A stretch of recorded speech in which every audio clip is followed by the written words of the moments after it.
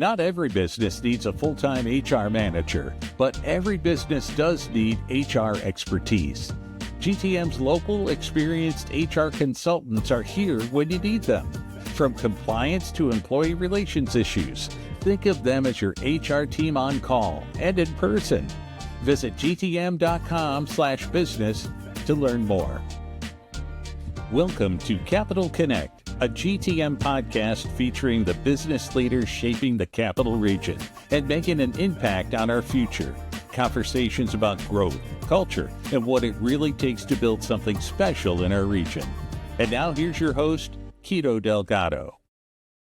Welcome back to Capital Connect, a GTM podcast. I am your host, Kito Delgado, and today I had the pleasure of connecting with Matt Scarchilli.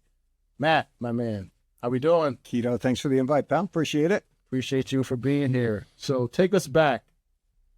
What led you to starting, because you're part of your origin story, you did successfully start and sell sports signups. So what do you talk to us about that chapter of your story before we get into what you're doing today? All right. Yeah. So that was all fun times, right? So I'm a soccer guy. Been playing since I was a kid, played through college, played at college, played after college, men's leagues, over 30 leagues, over 40 leagues.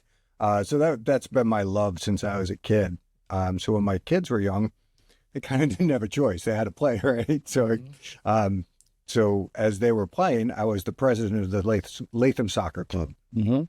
We built that program up. We had like 1,200 kids playing soccer. Yeah, it's awesome. But that also meant that I had 1,200 pieces of paper mailed to my house in paper registration forms. Dude, I'm a soccer guy. I'm not a count the numbers guy. So I had all these pieces of paper I'd given to my registrar, and then like, Michelle, you deal with all this. And she'd make piles of 5th grade girls and 4th grade boys and this school and that school and this special request and all that stuff.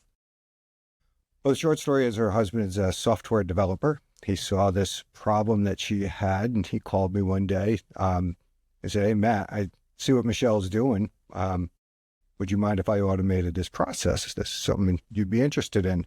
And I'm like, "John, I don't care what you do. If you make my life easier, I'm going to be a happy guy." So he developed software for online registration, credit card facilitation, creating teams, forming rosters, etc. So we used it in-house at Latham Pharmacy. Yeah, not quite. That was further along ago. At Latham Soccer Club. And other clubs started to get the idea. They're like, "Hey, Matt, I hear you guys automated this registration process." So I got on the horn. I called John Hauer, who's my founder partner. And I said, "Hey, John, listen, I think I got a business idea. We've been doing this in-house for a couple of years, and people have been asking me, how do you do this? What are you doing? So I think we got a business idea. If we got this problem, every organization has this problem." So I thought I was really smart, right? John says to me, "It's about time you came to me and asked me to do this. If you didn't come and ask me to get together, I was going to go try to find someone else to sell this." So John is a super smart guy. He was one of the founders of Map Info. His name is John Hauer. So he and I founded Sports Sign Up. I don't know how much you want me to go into it. Keep going, yeah. I could talk about this all day. Kito, you don't want to hear all of it? I'm going to keep him on track. Don't you worry. You let me do it. You tell the story, okay? No, so. Yeah, so John and I started business together, and we started to build it. I know the soccer world. I knew people at Capital District Youth Soccer and Eastern New York Youth Soccer, so that's where we kind of started. We got to about year 3 or 4, and I'm still doing this on the side, right? I was working as a pharmaceutical sales rep at the time. So I got 3 kids at home. So I'm making money doing the pharma sales rep and doing the sports sign-up stuff in the evening and nights. John and I sat down, had the little come to Jesus moment. He's like, "Matt, are we going to do this or what? It's time to, or get off the pot." Mm-hmm. And I said, "Let's go for it. Let's do it." Now that was a tough conversation, going home and telling the missus. I said, "Hey, Kat, got this business idea. We've been doing this on the side. Said I want to go whole hog in." Well, she rock star wife, right? She was awesome. she's like, if this is something you want to pursue, I'm behind you. So she was a school teacher. She was home with the kids. She decided to go back to school to help us meet ends because we didn't make any money for a bunch of years, right? But she was super supportive along the way. Yeah. So what was that? When did you know that, okay, we actually have something? Like, what gave you the confidence to say, you know what, yeah, I can? Because, pharmaceutical sales reps, not to count your money, but like those they make good living. So to walk away from that, like, how did you, what gave you that confidence to say, yeah, we can? Stupidity. I had no idea what I was getting into, really. I'm a pharmacist by trade. I never started a business. I never developed a business.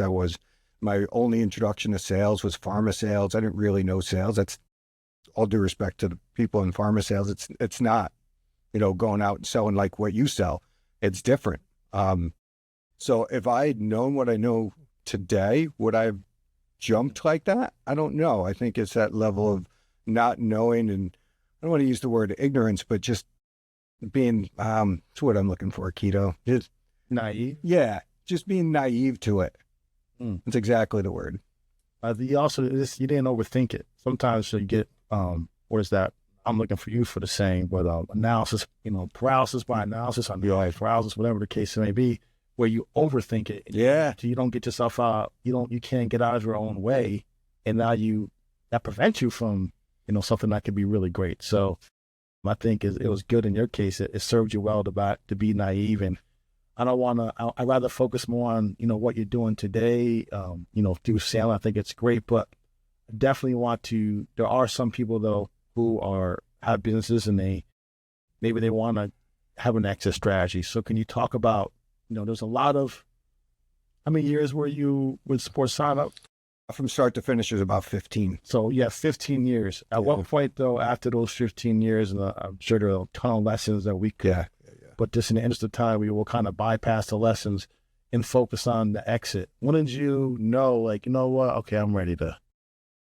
So at about year 5 or 6, we brought on a CEO, John and I. I knew I wasn't smart enough to be a CEO. I had never done that before, and John didn't want to be a CEO. So we brought someone in, and he really helped propel our business to that next level.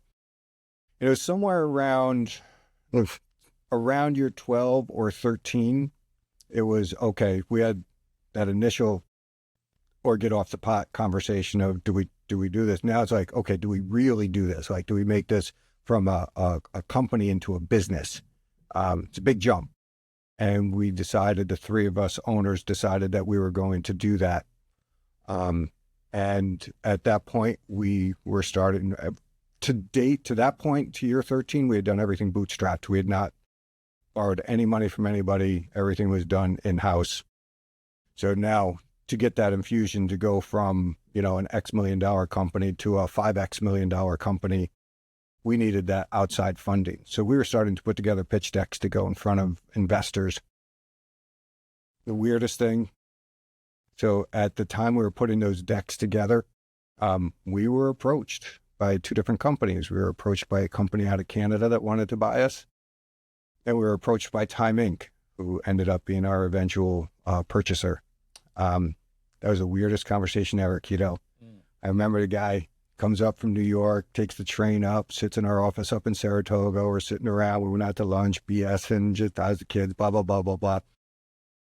Go back into the boardroom. It's like, no, let's see, it's about 1:45. I got to catch the train. Listen, we'd love to buy your company. Why don't you think about a price and get back to us? And he got up and he walked out. I'll never forget that. The 3 of us sat in the room together just saying, did that really just happen? Crazy. And then obviously came up the number, and the rest of this is his. Yeah. Quick question, going back to, because you mentioned a couple of different times, I think it's important, to kind of to dig down a little bit. You said, you weren't a CEO, so you hired a CEO. So can you just speak to other entrepreneurs, the importance of like just truly knowing like what it is you're good at and leaning into it, and then knowing what it is that you're not good at and either outsourcing it and or partnering with somebody who can kind of, do that for you? That's a huge that's a huge distinction that a lot of entrepreneurs have a hard time peeling away from, because it was their idea, right? It's theirs. It's their baby. They love it. And nobody can do it as well as they can. So they don't want to give up the control.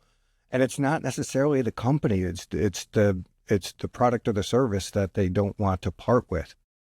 But my personal experience was, if we didn't bring Anthony Bruno on, who is our CEO, I don't know that we would have gotten to the point where we were. He had done this. He's came from Silicon Valley, moved back to the Capital District. Our timing was just right. I belong to the Entrepreneurs Organization in Albany now, and I deal a lot with, I'm actually one of the EOA coaches, so Entrepreneur Organization Accelerator, so those companies that are trying to scale. And that comes up a lot, is when is it time to hire someone? When is it time to hand over the reins, knowing what you're good at and what you're not good at? And sometimes it's just having that external person to bounce it off of, because sometimes you think you're good at something, you're not. So yeah, and other times there are values within someone. There are things that they're really good at, but they don't see it in themselves. So sometimes having that external conversation with folks of, what do you see as my weaknesses and advantages? And before we move to what you're doing today, I think it's important to kind of rewind time. And you talked about it very briefly in the intro, but the role soccer has played in your life, being I never knew this about you, and we go back ways now. So shame on me. I didn't realize you played soccer in college as well. Being a former athlete, your love for soccer, how has that, the role that has played with you in your entrepreneurial journey? Dude, if I didn't love the game, I wouldn't have been president of the club. If I wasn't president of the club, we wouldn't have identified the problem. If we didn't identify the problem, I wouldn't be where I am today. So it really was following what I love to do. And I've found more than once, I can point to at least a half a dozen off the top of my head instances where that charitable give back, that I'm the president of Latham Soccer Club, I don't get paid for it, pays dividends well beyond what any monetary compensation could have given for doing that role. And I weave it into what I do today. I give a lot back for a lot of reasons. Yeah, absolutely. So now you sell, yep. You move on. I think you stayed on. I remember reading your bio a little bit. You did stay on a little bit. Yeah, I reminded myself how much I hated corporate America. That was the question I was going to ask, is like, so you go from, being, you had partners, but ultimately co-owner. Yeah. 15 years. Yeah. And now you have to pivot or transition from running the show to now, being part of corporate America as kind of like an employee. How did that go? What was that transition like? It wasn't great. And so why not? Do tell. And I'm sure anybody who's been through a transition or have seen a transition happen, a lot of times the originators, the co-founders of the organization, either get kind of guided out, or they figure out, like, I can't work for someone like that, right? And I don't mean it. That came out terribly. I don't mean I can't work for someone like that. It's just like, I can't work for someone else, right? And I figured that out early, right? I'm not the kind of guy that can go earn a paycheck from someone.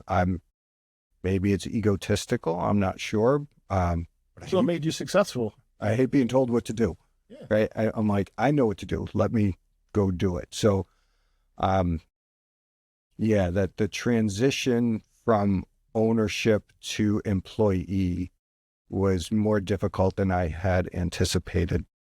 And going from small shop to Time Inc. is a monster company, right? Going to something that big, that was not in my wheelhouse.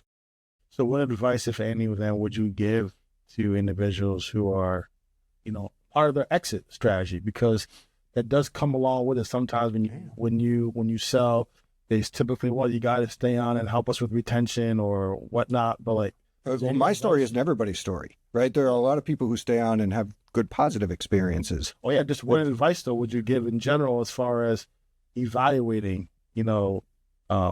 the exit strategy? That's a hard one. Yeah, I don't know that I'd give advice, but any more than really understand what you're getting into.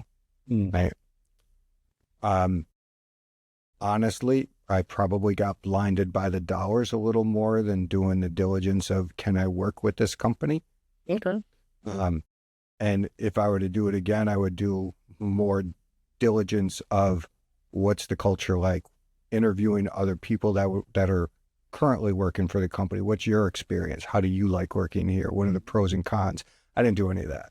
Yeah, so you just gave great advice. That's really important. I think as important as knowing what you're good at and what you're not good at is also just knowing like who you are and what you are not.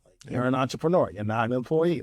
Right. So all that matters. But when your payout is tied to you being an employee, like, so that is good. I think a bit of advice that you gave. But now you move on.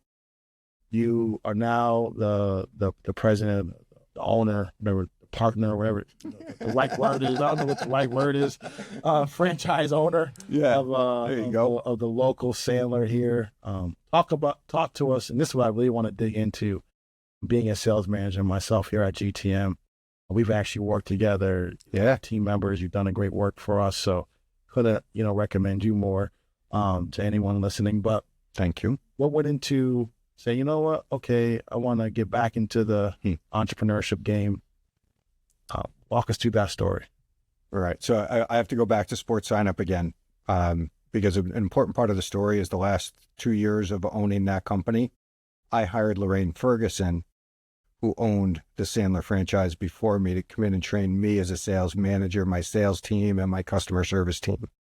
So I had been through the Sandler training myself for a couple years, and so had my team. After we got out of sports sign up, I started with another startup. We didn't do all so well, and at the same time, Lorraine contacted me and said, "Hey Matt, I'm getting ready to retire. You're a great client. Would you be interested in taking the business over?" So that's how I got into Sandler, and I think it's important to understand that piece of it, because I was not in the market to buy a training company. I was not in the market to be a sales trainer. I was not in the market to buy a franchise. I was not in the market to get into services versus product. None of that was on my radar. And it just happened. And I'll be totally honest and vulnerable here. Part of me purchasing the Sandler franchise here in Albany was there was a little bit of, what's the word I'm looking for?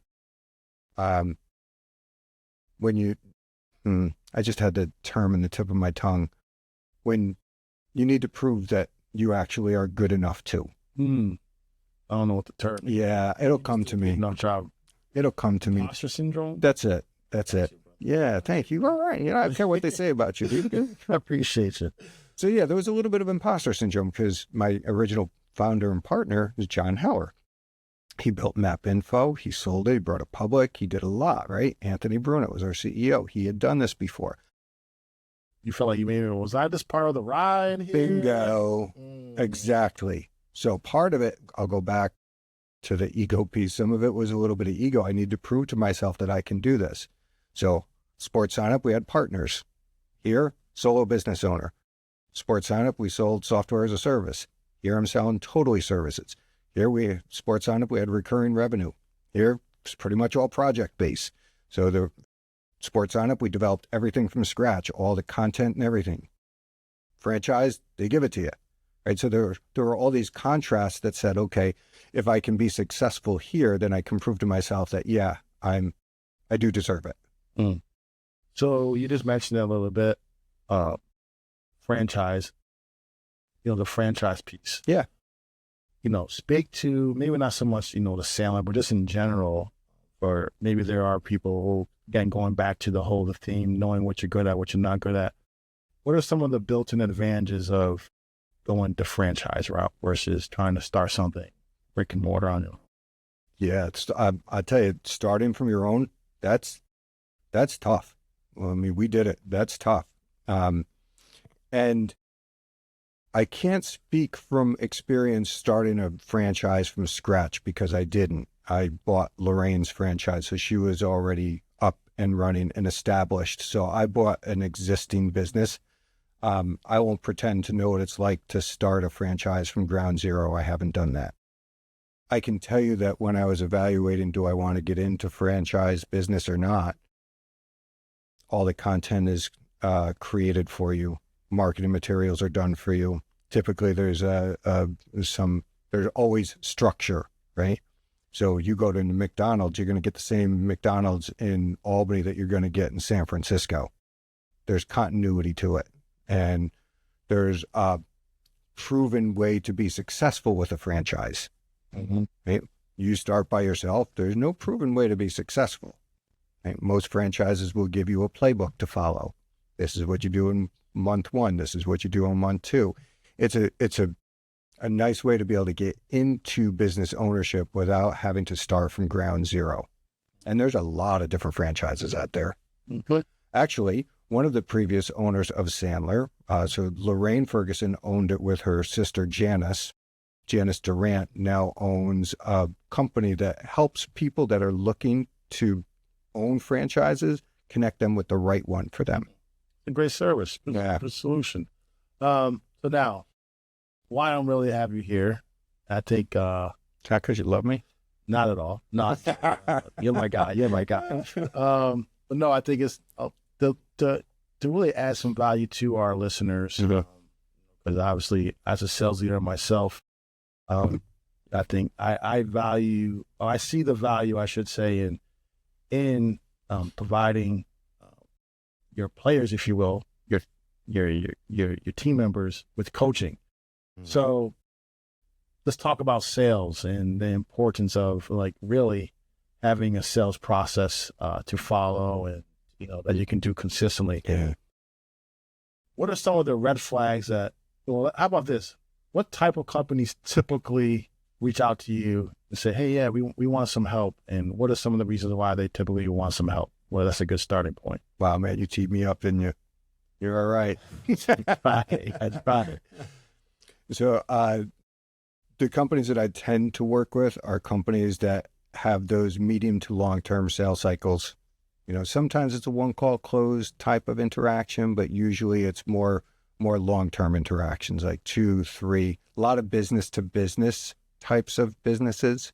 Not that I don't work in the business to consumer world, but that it has to be more of an enterprise sell, we'll call it, more of a deeper sell. Doesn't matter whether it's products or services. I deal with companies everywhere. I do a lot in the manufacturing world, and I also do a lot in financial services and fill in everything else in the middle. I have clients that are marketing companies. I have clients that are software development companies. I have clients that are in the IT world, right? Managed services world. Pretty much across the board. I have clients that are that sell landscape design. So it's pretty much everywhere. I personally like to work with companies that are based in the Capital District that are anywhere from 2 to 100 employees. So that's kind of small to small, medium business, that have a team of 3 or 4 salespeople, sales manager. That's kind of my sweet spot. Awesome. So how important would you say is having a defined, repeatable sales process? It's a great question, because that's what Sandler is built on, is having a process, right? There are a lot of people that I work with that have been in sales for 30 or 40 years, and whether they realize it or not, they have a process of their own, right? So when I bring the Sandler methodology to them, they're like, yeah, I do that. Yeah, I do that. Oh, geez, that's something that I do, but I could add this to it. The people that are successful, Kito, are the people who have some process in place, whether they even realize it's a process or not. What do you think is something that every situation is different. I get it, experience level, but like, where do you think most sales reps fall down? Like, if you're meeting, and I mention people by name, like level, like if you're coming across someone where they need a lot of help, where do they typically need the most help at? What stage of the sale would you say? It's not the stage of the sale. It's the noggin. because you've been doing this a long time. Sales is way more conceptual than it is technical. And everybody wants the magic pill. Everybody wants the, how do I close better? Or what's that question that I can ask? And it doesn't matter if you don't have the right mindset to do it. So I work a lot with people on mindset in sales. So you can ask the hard questions. So you can really qualify. So you don't get those happy ears, as we refer to, that, oh, yeah, they're going to buy. And then there's no interest, right? Setting clear next steps. A lot of it is attitude. So, and that is regardless of where they are in the sales cycle. That's why I focus on that.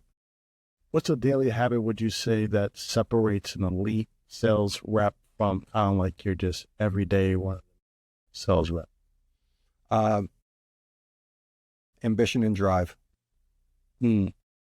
There's a lot of sales reps out there that are good, but they don't have the ambition and the drive to go get it. And we're talking about sales, and you know as well as I do, that's a really general term, right? Mm-hmm. Everybody throws stuff into the sales bucket. There's account management sales. There are long-term sales. There's short-term sales. There's people who sell products. There's people who sell services. All salespeople, all sales positions are not created equal. And one of the bigger mistakes I see companies make is they hire the wrong person for the wrong type of sale. They don't interview well. Okay, let's dig into that then a little bit. What do you mean they hire the wrong person for the wrong type of sale? Dig into that a little bit more. And the next part, obviously, with the interview. So say I work for a manufacturer and I'm the sales manager, and we have a very specific composite part or parts that we could sell, right, that are custom designed. Now, that whole process might be a 2-year sales cycle. You're coming from GTM Payroll or wherever you're coming from, and maybe you're used to a 3-month sales cycle, right? Many of the managers that I work with think that because someone was successful closing the business at 3 months, they're going to be successful closing the business even at a 2-year sales cycle. We don't dig in enough as managers to figure out where were they successful, why were they successful, and is it replicable in the business that I'm in versus where they're coming from. Mm-hmm. So how do you go about interview questions? Okay, sorry. No. I'll let you finish your sentence. No, it's important. It's the interview questions now. Is it being consistent? I mean, I remember, I forget which guest. Oh, it was Dave Dussault, P1 Industries. When he was on, he mentioned about recruiting, making sure everyone is asking the same questions so that you get that level of consistency. Are there any other, besides just, something as simple as, just ask certain questions, are there any other tips or pieces of advice you would give to hiring managers, particularly in sales, when it comes to making sure that they get it right? Can I throw in a Sandler thing here? Well, yeah. That's the whole. So here's where I thought you were asking you a little bit of unpaid consulting, and that's, but that's okay. I was asking your permission to give you the unpaid consulting. I want some unpaid consulting for our listeners. In my world, what the first thing we'll do is put together a job profile, and I've talked to a lot of recruiter friends of mine and HR people. When especially smaller companies put together job profiles, they mix together the person profile within that. They're two very different things. So what's the job profile? What are the things that the person has to do? And then what are the traits that tell you whether that person can do those things or not, right? So two different things. Once you get that job profile down, then Sandler has this acronym called SEARCH. It's a search model. And the search model means when you create your interview questions to figure out if the person has the traits to do those things, you ask questions around their skills, their experience, their attitude, their results, their cognitive behaviors, and their habits. And if you keep that search model in mind when you create your interview questions, that'll be super helpful. Love that. I appreciate you doing a little bit on unpaid. It's all right. I'll take it out in a cigar or something. So yes, Matt and I, we on occasion enjoy a nice cigar. We wish we could have done it here in the studio, but yeah, we don't want to get kicked out. We don't want to get kicked. We don't want to get kicked out. What's one of the biggest mistakes?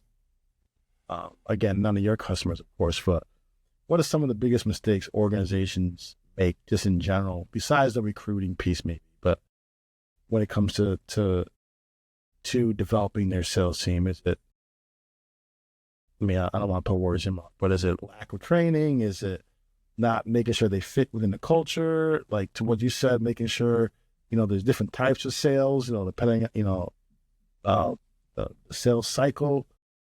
What are some, if you had to say like top three, like where you come in and you're like, oh wait, these guys, they definitely need my help because of X, Y, and Z. What are those top three things typically that you see? So you said one of them right off the bat is lack of process, right? There are many companies that I walk into where they have 5 or 6 salespeople, 7 salespeople, whatever. They got the one person that's killing it, but they're not following the process, and they're infecting everybody else that is below them because they don't follow the process. They don't think they have to. So it's dealing with that one killer salesperson that isn't doing what he or she is supposed to do for you as a company to scale and grow.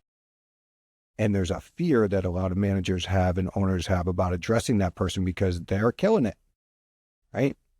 Mm-hmm. But that's not going to get you from good to great, if you want to hire other people. So having people follow the process, that's one big one. Another big one that I see is that sales managers aren't trained. And a lot of times it's like, hey, Kito, you are our best salesperson. Guess what, man? You're now our sales manager. And the training amounts to good luck, right? Yeah. So getting that first-time manager not sales skills, management skills, how to run meetings, how to hold people accountable, how to coach, when to coach versus when to train versus when to supervise versus when to mentor, and getting that person up to speed. So that's the second biggest thing. And I think the third biggest thing is probably the lack of qualifying.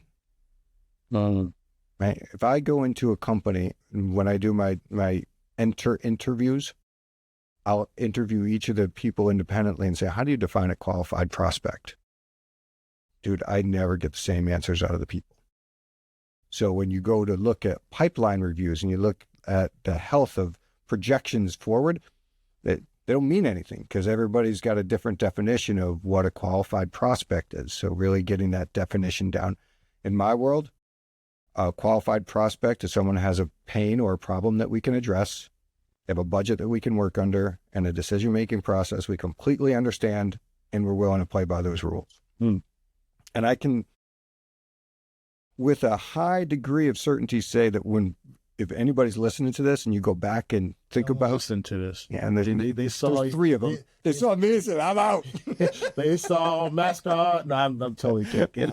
I think we got a few people listening to this because this is great stuff. If you go back and look at the last sale that you lost, I will bet pretty strongly that you can pin it to you didn't have enough pain, you didn't understand the budget, or you didn't understand the decision-making process. Hiring the right people is tough enough. Your software shouldn't make it harder. GTM's applicant tracking tools help you post jobs, manage candidates, and find great hires faster. Capital Region businesses trust GTM to take the stress out of recruiting. Visit gtm.com/business to learn more. As you can, 99% of the time, you can drill it back to one of those things. So I want to help our listeners win. So I'm going to ask you one more time, hopefully you don't mind, do a little unpaid consulting. Because you just touched on it, the pain, right? I think that's something that a lot of people don't do a good enough job, including myself. When I used to sell, I remember coming back, literally, shout out to our VP of sales, Mike Manalone, but I'd sit down with him afterwards, debrief a little bit, and he would just instinctively just ask, okay, so where are they struggling with? What about this? What about that? Now, I didn't have the answers. He was like, what you guys talk about? What are they upset about? Oh, they got bad service, but it was so surface level. Yeah. So you got the surface level pain, Like, I didn't do a good enough job. I've gotten much better since, I'm thinking. Like at really drilling down. Like, so for maybe it's that current sales rep or a sales manager, what are some, questions you can ask to drill down on, to uncover pain? Yeah. I know you get paid good money. That's okay. But give us a little. But you hit the nail on the head, is ask questions. That's the most important thing. Whether you follow the Sandler pain funnel and ask the questions or not, if you ask the questions, you'll find out what the issues are. Now, in my world, there are 3 levels of pain. You hit one of them, surface level pain. The surface level pain is typically the issue or problem that the client comes to you with. Kito, man, my payroll is, I'm screwed up. When it's stuff. Right. No. When your prospect comes to you and says, or my HR is blah, blah, blah, right? So it's that surface level pain. And then it's our job as salespeople to help them understand what are the business impacts that are associated with that pain. So now I'm going to start asking, so how long you've had that problem? What have you tried to do to fix it? Has it worked? Did it work? And I'm going to ask a bunch of different questions on that business level pain. At some point, I want to try to figure out what's the financial impact to you for not addressing it. Because if I can get that financial impact out of you, then when I have the conversation about budget, it's way easier, right? And I can get you to say, well, geez, if I don't address this, it's costing me, $30,000 a month. Right? So get through those business impacts. And then that's that second level. The third level of pain is getting down to that personal impact. So the person that you're interacting with, that decision maker, hopefully you're in front of the decision maker, or decision makers, I should say, because there's never one. There's always multiple decision makers. What's the impact to them for addressing or not addressing the problems that you just talked about? Are they going to get fired? Are they not going to be able to go on their vacation if they're the business owner? Are they going to not be able to spend time with their kids? Are they not going to be able to exit at the time that they want? Well, what's that personal impact? And it takes guts to ask those questions. That's why I'll go all the way back to attitude first. And it's funny you say, because I would start as my next question, talking to them. It's funny you say that, because as my next question literally was going to be, what role does discomfort play in sales, in growth, right? That's the question. Like, so what role, being able to ask that difficult question, that follow question to pry and be a little uncomfortable asking, because it's not easy sometimes. Maybe you have that person that has a tough personality persona, and you're like, oh, I'm not gonna, and they might say, it's none of your business. So what do you say to, to that sales rep out there watching us that's like, I don't like being just uncomfortable. If you don't like being uncomfortable, you probably shouldn't be in sales. that's yeah. You can. My experience is you can say just about, and I'll say just about because never 100%, just about anything to anybody with the right tonality and the right body language. Softening statements. So if I'm working with that person that I think might take my probing question more personal, I'll pull it like this. So, Kito, I feel like I got to ask you a question that make you feel a little bit uncomfortable. I know it's going to make me feel uncomfortable. Do you mind if I ask? And then kind of lay it out. But the body language changes, the tonality changes. You're asking permission to do it. Now, I've never had anybody say, no, you can't ask me. I guess that's a potential outcome, but that's never happened to me, so I don't know. Love it. I can keep going on. We're coming up on it. Oh, yeah, we're at 30. It's crazy. Yeah. This time flies, and I wanted to a little different this episode than the previous ones, but I feel like sales to me is, and I'm biased here, but it's the most important department in any organization, because without sales, there's no revenue, right? So money heals a lot of problems, pal. Money heals a lot of problems. So I want to take a different approach and I think you did a phenomenal job of really giving our people who are listening, some tactical Yeah, a couple takeaways, right? Some takeaways, right? If they want to learn more, they want to connect with you, what's the best way of getting a hold of you? Listen, you can shoot me an email, probably be the easiest way. It's Matt, M-A-T-T. Great one, yeah. Literally. Saw your name. So I'm smart enough to have changed it when I created my email address. So it's matt.scar@sandler.com. You're smart, yeah. Okay. And see, I might not look it, but I got a couple. And real quick, kudos to you. I've seen you putting out a lot of content on LinkedIn. Just quick question, like the role social media is playing LinkedIn in growing your business. What was the reasoning behind you saying, you know what? Yeah, I can send out emails, but I really should be, and I can go to events, but let me lean into a little bit of the social media, the video. What went into that decision? So there's a couple things that led into that. One is that's the way people communicate now, right? If I send an email, they're probably just going to delete it. If I show up on their feed, if I produce a picture or a video or something, they're at least going to see my face on a regular basis. And there's psychology that says the more you see someone tends to be, you'll end up trusting them. So there's a piece of that. Plus it's a prospecting tool. So I'll put content out there and I'll look and see who are my first degree connections that commented. And if I'm not doing business with them, I'll reach out and say, hey, and notice you commented on the thread. Is something we should talk about.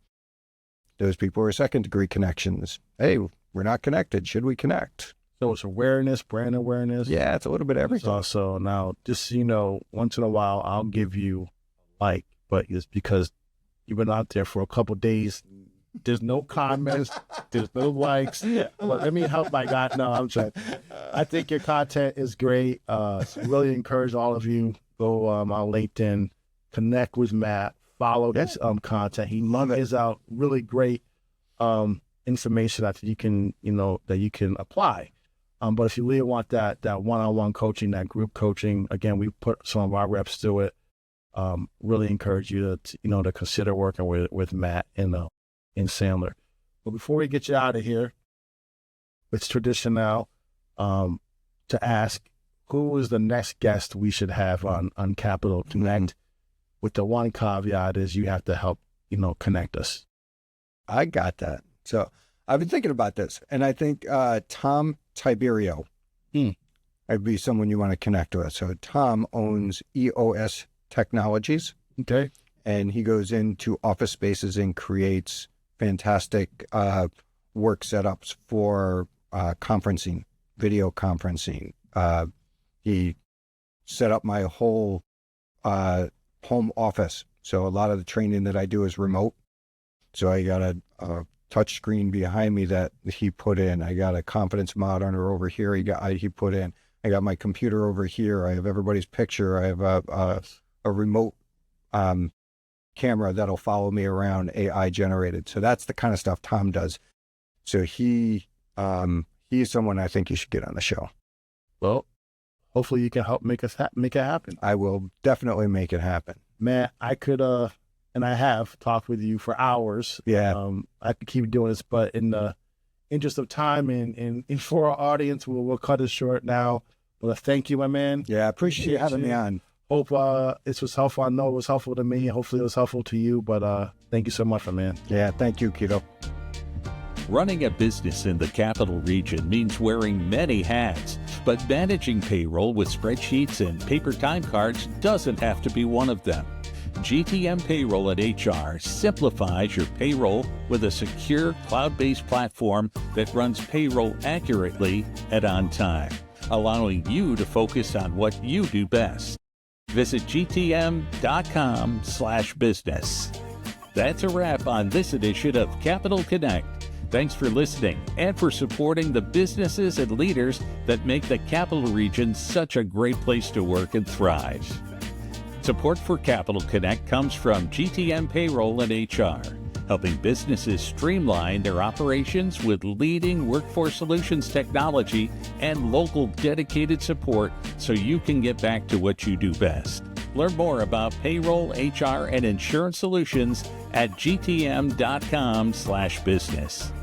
We release new episodes every week, so subscribe to the podcast to catch our next episode. We'll see you next time.